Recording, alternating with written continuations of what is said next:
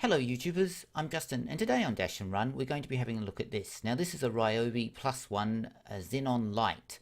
So basically I want to show you what you get in the box, and then we'll have a bit of a closer look at this light and see if it's something you want to get.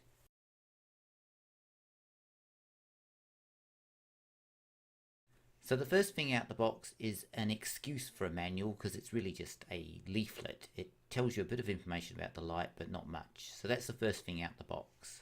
And finally we've got the light itself, and as you can see it's of a considerable size. It's not actually a very small device at all, it's quite big. Now it's got a trigger and button mechanism on the handle here, and the trigger is to activate the light, and then you've got this button thing that you can push through and that will hold the trigger on, so you don't have to hold it all the time with your finger, which is a good invention and it makes it easier to operate it. Now you've got the rubber mounts around the actual light, so if you drop this beast you're not actually going to break it, which is also another good thing, because this sort of thing could easily be dropped and you could damage it, so I quite like that feature as well.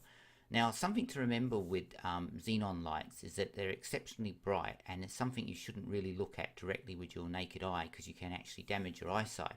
They're in fact 8 times brighter than a normal LED light, so you can imagine they're going to throw out a lot of light.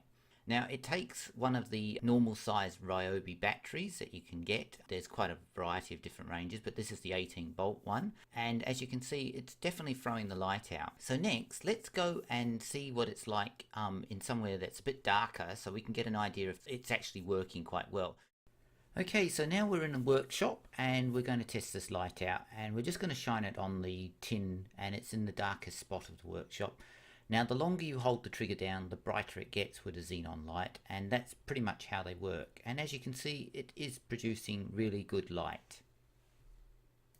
Well, there you go. There's my quick look at a RYOBI +1 Xenon light, and it's very good. And if you're into camping or you have a workshop and you need extra lighting, this would be something I can recommend. Anyway, I'm Justin, and as always, thanks for watching, and please subscribe to my channel.